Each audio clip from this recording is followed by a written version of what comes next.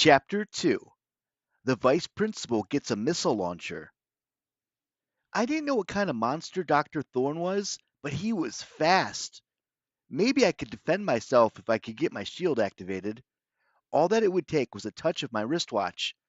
But defending the D'Angelo kids was another matter. I needed help, and there was only one way I could think to get it. I closed my eyes. "What are you doing, Jackson?"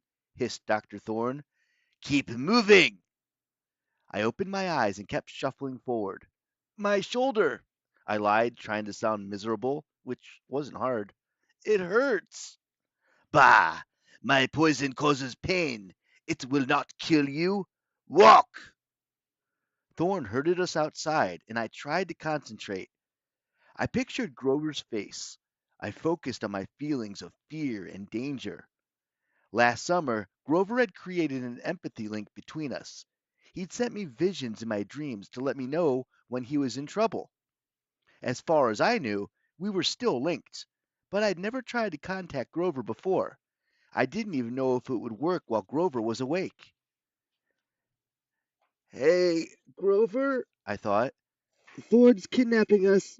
He's poisonous spike throwing maniac. Help!" Thorne marched us into the woods. We took a snowy path dimly lit by old fashioned lamplights. My shoulder ached. The wind blowing through my ripped clothes was so cold I felt like a Percy-sicle. "There is a clearing ahead," Thorne said. "We will summon your ride." "What ride?" Bianca demanded.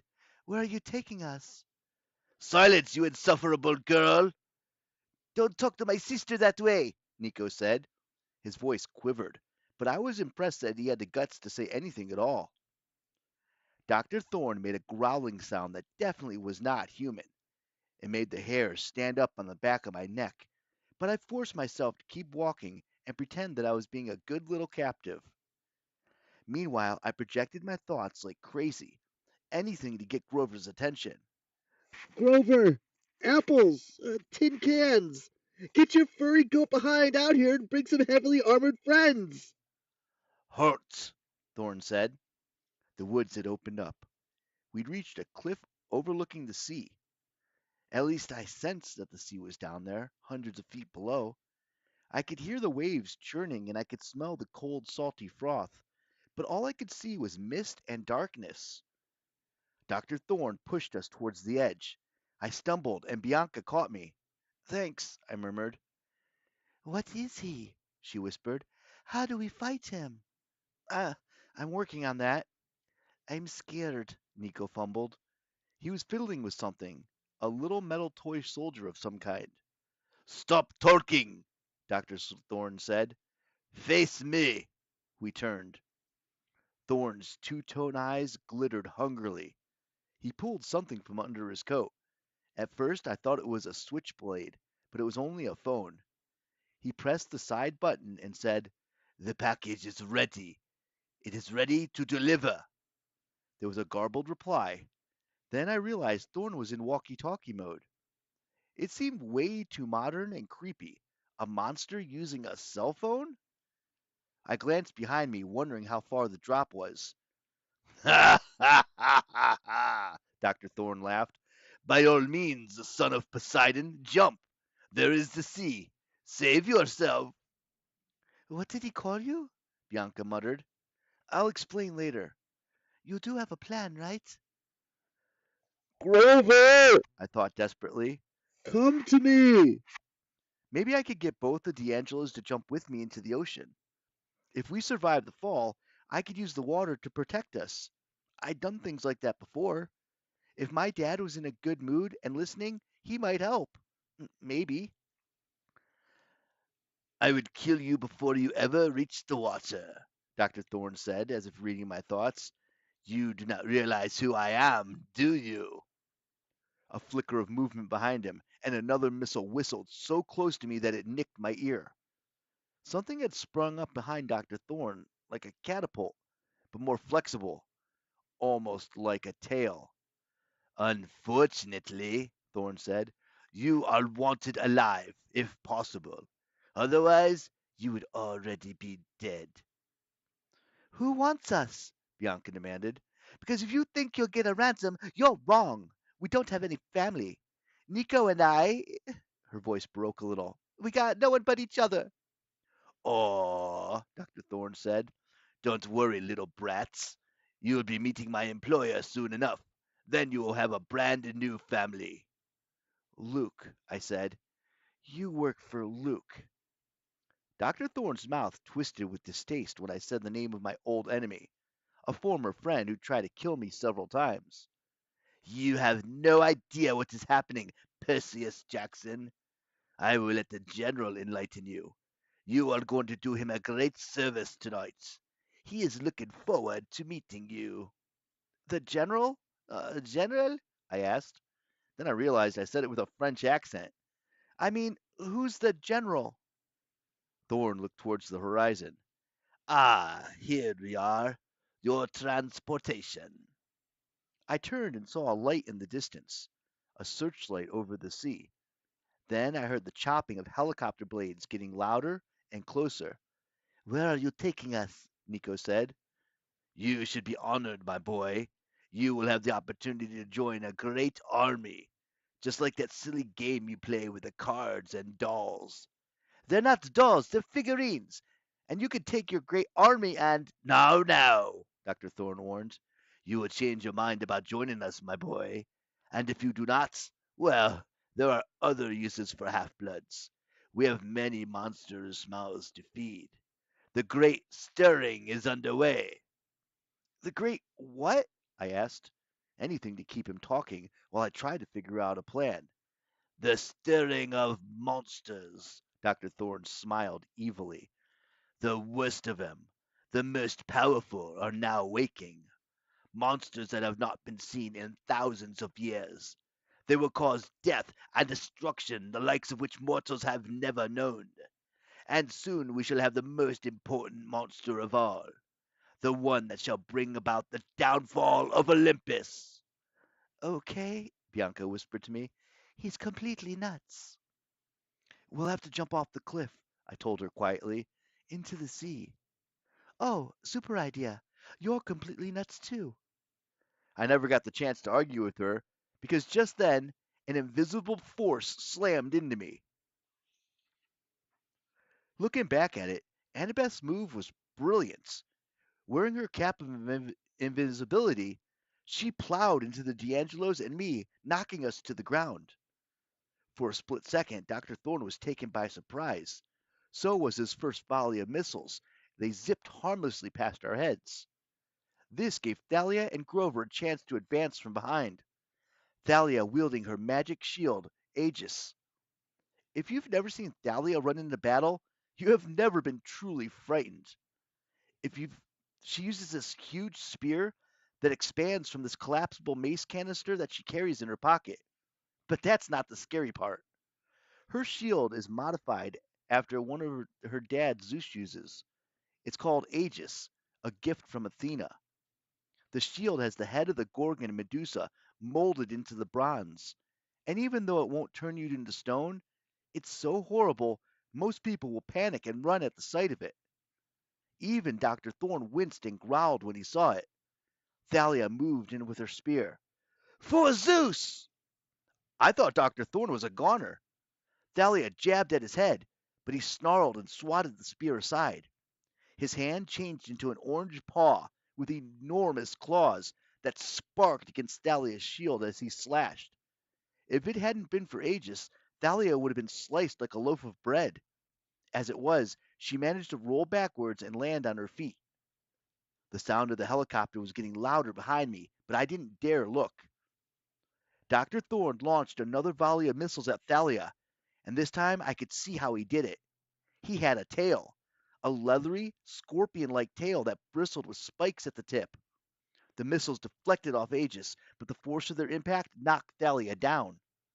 Grover sprang forward. He put his reed pipe to his lips and began to play, a frantic jig that sounded like something pirates would dance to. Glass broke through the snow. Within seconds, rope-thick weeds were wrapping around Dr. Thorne's legs and entangling him. Dr. Thorne roared and began to change. He grew larger until he was in his true form. His face still human, but his body was that of a huge lion. His leathery, spiked tail whipped deadly thorns in all directions. "A manticore!" Annabeth said, now visible. Her magic New York Yankees cap had come off when she plowed into us. "Who are you people?" Bianca D'Angelo demanded. "And what is that?" "A manticore?" Nico gasped. "He's got 3,000 attack power, plus 5 to saving throws." I didn't know what he was talking about, but I didn't have time to worry about that. The manticore clawed Grover's magic weeds to shreds, then turned towards us with a snarl. "Get down!" Annabeth pushed the D'Angelos flat into the snow. At the last second, I remembered my own shield. I hit my wristwatch, and metal plating spiraled out into a thick bronze shield, not a moment too soon. The thorns impacted against it with such force that they dented the metal. The beautiful shield, a gift from my brother, was badly damaged. I wasn't sure if it would even stop a second volley. I heard a thwack and a ah, and Grover landed next to me with a thud. "Yield!" the monster roared. "Never!" Dahlia yelled from across the field. She charged the monster, and for a second I thought she would run him through. But then there was a thunderous noise and a blaze of light from behind us. The helicopter appeared out of the mist, hovering just beyond the cliffs. It was a sleek black military style gunship with attachments on the sides that looked like laser guided rockets. The helicopter had to be manned by mortals, but what was it doing here? How could mortals be working with a monster? The searchlights blinded Thalia, and the manticore swatted her away with his tail. Her shield flew off into the snow. Her spear flew in the other direction. "No!" I ran to go help her. I parried away a spike just before it would have hit her chest. I raised my shield to cover us, but I knew it wouldn't be enough. "Ha ha ha ha ha!" Dr. Thorne laughed. "Now do you see how hopeless it is? Yield, little heroes!" We were trapped between a monster and a fully armed helicopter. We had no chance. Then I heard a clear, piercing sound, the call of a hunting horn, plowing and blowing through the woods. The manticore froze. For a moment, no one moved. There was only the swirl of snow and the wind and the chopping of helicopter blades. "No," Dr. Thorne said. "It cannot be." His sentence was cut short when something shot past me like a streak of moonlight. A glowing silver arrow sprouted from Dr. Thorne's shoulder. He staggered backward, wailing in agony. "Curse you!" Dr. Thorne cried. He unleashed his spikes, dozens of them at once, into the woods where the arrow had come from. But just as fast, silvery arrows shot back in reply. It almost looked like the arrows had intercepted the thorns in midair and sliced them in two. But my eyes must have been playing tricks on me. No one, not even Apollo's kids at camp, could shoot with that much accuracy. The manticore pulled the arrow out of his shoulder with a howl of pain. His breathing was heavy. I tried to swipe at him with my sword, but he wasn't as injured as he looked. He dodged my attack and slammed his tail into my shield, knocking me aside. Then the archers came from the woods. They were girls, about a dozen of them, the youngest maybe 10, the oldest about 14 like me. They wore silvery ski parkas and jeans. They were all armed with bows. They advanced on the manticore with determined expressions. "Hunters!" Annabeth cried. Near me, Thalia muttered, "Oh, wonderful!" I didn't have a chance to ask what she meant. One of the older archers stepped forward with her bow drawn. She was tall and graceful with coppery colored skin. Unlike the other girls, she had a silver circlet braided into the top of her long, dark hair, so she looked like some kind of Persian princess. "Permission to kill, my lady?" I couldn't tell who she was talking to, because she kept her eyes on the manticore. The monster wailed. "That's not fair! Direct interference! It's against the ancient laws!" "Not so," another girl said. This one was a little younger than me, maybe 12 or 13. She had auburn hair gathered back in a ponytail and strange eyes, silvery yellow like the moon. Her face was so beautiful it made me catch my breath, but her expression was stern and dangerous. The hunting of all wild beasts is within my spear, and you, foul creature, are a wild beast. She looked at the older girl with the circlet. Zoe, permission granted.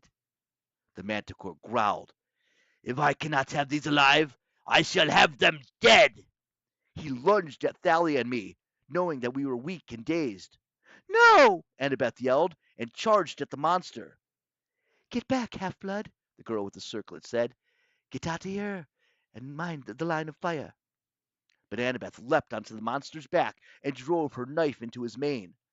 The manticore howled, turning in circles with his flailing tail as Annabeth tried to hold on for dear life. Fire! Zoe ordered. No! I screamed. But the hunters let their arrows fly. The first caught the manticore in the neck, another hit his chest.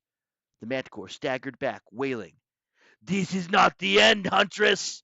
You shall pay! And before anyone could react, the monster, with Annabeth still on his back, leapt over the cliff and tumbled into the darkness. Annabeth! I yelled. I started to run after her, but our enemies weren't done with us. There was a step, step, step from the helicopter, the sound of gunfire. Most of the hunters scattered as tiny holes appeared in the snow at their feet, but the girl with the auburn hair just looked up calmly at the helicopter. Mortals, she announced, are not allowed to witness my hunt. She thrust out her hand, and the helicopter exploded into dust. No, not dust. The black metal dissolved into a flock of birds, ravens, which scattered into the night. The hunters advanced on us.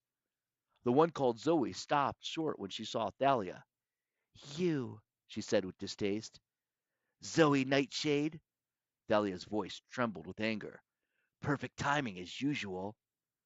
Zoe scanned the rest of us. 4 half-bloods and a satyr, my lady. Yes, the young girl said. Some of Chiron's campers, I see. Annabeth! I yelled. You have to let us save her! The auburn-haired girl turned towards me. I'm sorry, Percy Jackson, but your friend is beyond help. I tried to struggle to my feet, but a couple of the girls held me down. You are in no condition to be hurling yourself off cliffs, the auburn-haired girl said. Let me go! I demanded.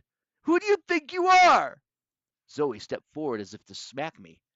No, the other girl ordered. I sense no disrespect, Zoe. He is simply distraught.